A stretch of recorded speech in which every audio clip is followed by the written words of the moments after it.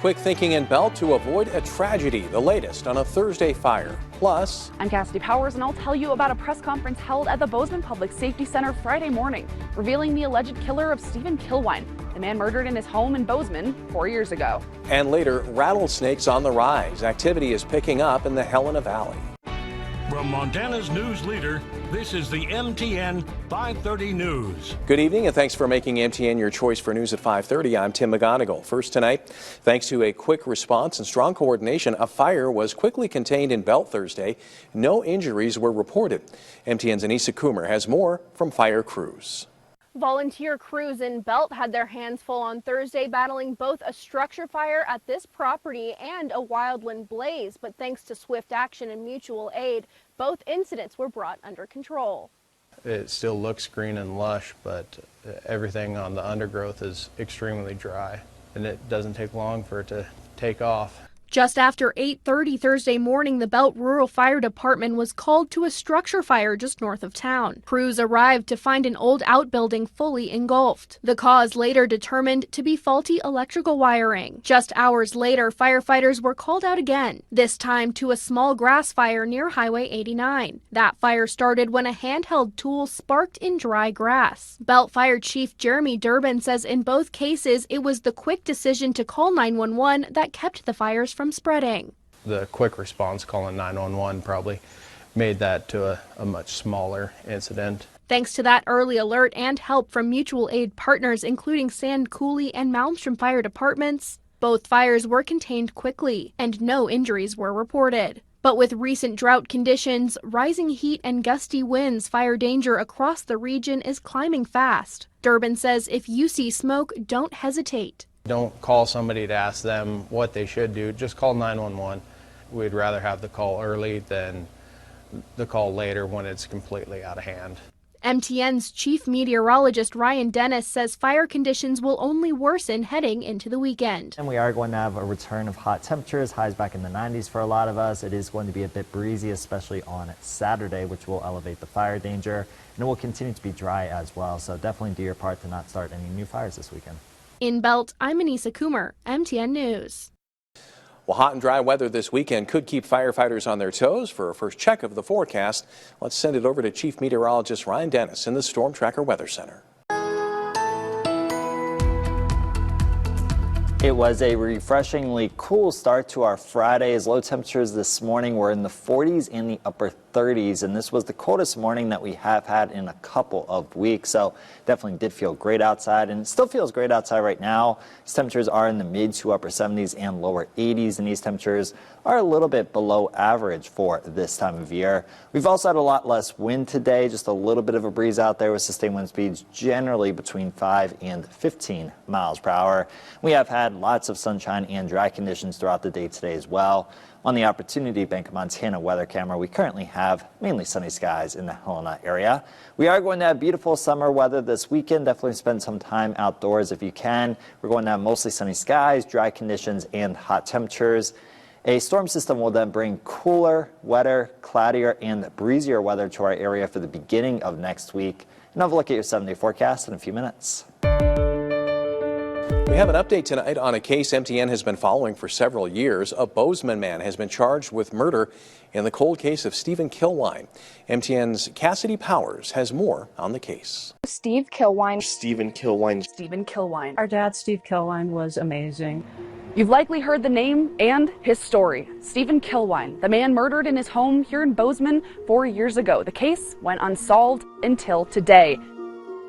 Today, I'm joined by members of the Detective Division to share significant development into the 2021 homicide investigation of Stephen Kilwine. Stephen moved to Bozeman in 1986. He lived in this red and white house located on the corner of 9th and Mendenhall. Stephen's 5 children adored him, describing their father as a funny and kind soul. But on Sunday, June 13th, 2021, the Kilwine family grew suspicious after not hearing from their father. They called 911 to perform a welfare check. Tragically, responding officers discovered Mr. Kilwine deceased inside of his home. The original coroner's report named electrocution as Kilwine's cause of death, but further investigation revealed multiple chop-type injuries. Kilwine's death ruled a homicide. For 4 years, this case went cold, until now.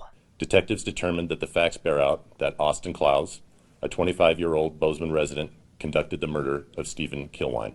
Austin John Clowes, a Bozeman kid, graduating from Bozeman High School, a Hawk football player, and a recent MSU grad. According to court documents, Clowes stated he worked at J.C. Billion at the time of the homicide. This is his employee picture from the Billion website. It's since been removed. Turns out, Clowes had been a suspect from the start. According to court documents, during the initial crime scene sweep, detectives found an iPhone in the front yard of Kilwine's home. Clowes was interviewed by detectives claiming he dropped the phone on his way back from the bars and never entered any homes. He also refused to provide a DNA sample. November of 2021, a detective retrieved trash from Clowes' residence in an attempt to get a DNA sample. A water bottle was seized and submitted to the Montana State Crime Lab. DNA obtained from Kilwine's pajama bottoms matched with Clowes' DNA. Yesterday, Clowes was arrested on a warrant for the crime of deliberate homicide.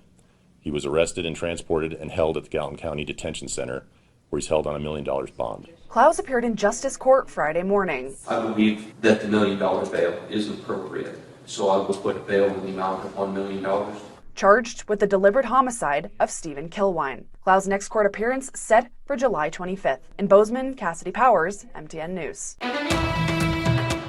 The Montana Attorney General's office announced the state will receive $2.5 million after settling with 8 drug makers over their role in the opioid epidemic. Montana's portion is part of a larger $720 million national agreement that covers U.S. territories and all 50 states. Under the settlement, 7 of the 8 companies are prohibited from promoting or marketing opioid drugs and cannot make any product that contains more than 40 milligrams of oxycodone and must monitor and report orders considered suspicious. According to the AG's office, the state will use the money to fund programs to treat opioid addiction, purchase overdose reversal drugs for first responders, and fund drug treatment courts. President Donald Trump has nominated a Billings lawmaker to become Montana's next federal judge. Trump announced on social media that he was selecting Bill Mercer to fill an opening on the U.S. District Court. Current Judge Susan Waters announced she will retire from active service next June. Mercer was the U.S. Attorney for Montana from 2001 to 2009 under President George W. Bush. More recently, he served 4 terms as a Republican in the Montana House. Mercer will need to be confirmed by the U.S. Senate. Montana's 2 senators, Steve Daines and Tim Sheehy, released a statement praising Mercer as an advocate for the rule of law and the original interpretation of the U.S. Constitution. This July and August, Helena Public Schools are hosting a series of meetings to help the community learn more about 2 bonds for school improvements. HPS says the tours will give the community access to the 3 schools in the district that would see upgrades and improvements from bonds on the September municipal primary ballot. Brown bags and bonds, lunch and tours will be held every Tuesday from 12 p.m. to 1 p.m. with locations rotating between Kessler, Helena High, or Capitol High. They're also hosting Brews and Bonds Happy Hour series at various bars and breweries around Helena every Tuesday from 4 p.m. to 6 p.m. For more information, you can visit the helenaschoolbond.org. Outdoor enthusiasts in the Helena Valley are being asked to proceed with caution. That's because in the 10 Mile Creek area, there's been an increasing number of rattlesnakes on the trails. MTN's Madeline Heath spoke with wildlife experts to find out what you need to know to keep yourself and your pets safe. As we slither into warmer temperatures this summer and enjoy Montana's great outdoors, it's important to be aware of the dangers on and off the trails. There's problems with snakes sometimes. Mike Bauernfein is no stranger to rattlesnakes. He used to spray weeds for the county and ran into the venomous creatures all the time. He practices the same caution on the trails as he did in his job. You really had to be careful and keep your eyes peeled. During a rattlesnake encounter, it is important to stay calm and maintain a safe distance with no sudden movements. Most times, these encounters are avoidable by staying on trail. But it is not just yourself you need to worry about. Especially with a pet, because he's not afraid of snakes and bees and stuff like that, so you really have to watch out for him as well. Isabella Stinger also hits the trails around Helena with her dog, Gypsy. She and her dog work as a team to stay safe. Just paying a close attention, and also, I feel like dogs kind of know too. If there's wildlife, and kind of just staying back and letting them be. With rattlesnake sightings and warnings going up on trails in the area, awareness is key. So we just have to just exercise caution and be careful where we walk initially, and well, the whole time. Reporting in Helena, Madeline Heath, MTN News. Hospitals are seeing an uptick in tick bites. Data from the CDC shows emergency room treatments for tick bites are at the highest level since 2019. The jump is prevalent in the Northeast, with 229 tick bites for every 100,000 ER visits last month, roughly a 37% increase from June of last year. CBS News medical contributor Dr. Celine Gounder says environmental factors are behind the trend. So we are having milder winters, wetter springs, which means for longer tick breeding seasons. We're also seeing ticks move into geographic areas where we have not seen them before, and all of this adds up to more tick exposure and more tick bites. Here are some helpful tips to keep the ticks at bay. Wear light colors, keep arms and legs covered, wear closed-toed shoes, and use insect repellent. Experts also recommend doing a tick check and taking a shower once you're back home. Tariff Whiplash continuing. I'm Maura Barrett. Coming up, the latest from a week of new tariff announcements and the impact on businesses.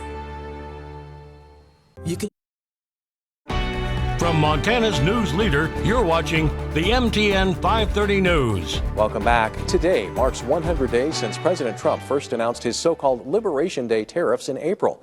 But most of those tariffs aren't in place yet, after the president paused and then pushed their deadlines. Scripps News Group's Maura Barrett reports on the latest tariff whiplash and new rates announced this week. They're going to be dropping those tariffs. President Trump announcing new tariff rates this week on more than 24 countries, set to go into effect August 1st. The president sending letters to trading partners, informing them of those new tariffs, including increased rates on Japan, Canada, and Brazil. The president saying he hasn't moved the deadlines. It's always been August 1st. It wasn't a change. It was August 1st. But after the White House paused most of its initial tariffs in April, it set a July 9th deadline on trading partners and promised 90 deals in 90 days, a goal it failed to meet. Now, even some Republican lawmakers are concerned with the tariff whiplash, even as they continue to stand by the president. It'd be really good to get it behind us and to get some stability into what we'll be looking at for tariffs. The uncertainty of this is starting to wear on people, particularly with supply chains. The tariff limbo is frustrating business leaders, says Professor Rita McGrath. They're tearing their hair out. Absolutely. You know, they won't say so in public, but behind the scenes, how can you plan when, one day it's 125% and the next day it's 200% and then the day after that it's 25%? Isaac Hitzroni is the CEO of a sourcing company and says the uncertainty is the most challenging factor for companies. What I hear most people complain about is not the fact that we have the tariffs, right? It's the fact that they're consistently changing. Despite tariff deadlines being pushed, they're already impacting many businesses. 57% of major companies said tariffs have squeezed their profits, according to a May survey, and 3 in 4 say they're considering upping prices by at least 5% over the next 6 months. You likely remember that the president's initial rollout of the tariffs rattled the stock market back in April, but Wall Street appears to be looking past that now. The market stayed pretty steady this week despite those new tariff announcements. One supply chain expert told us that investors might be looking past the announcements to see if and when they actually take effect. Maura Barrett, Scripps News Group, Chicago.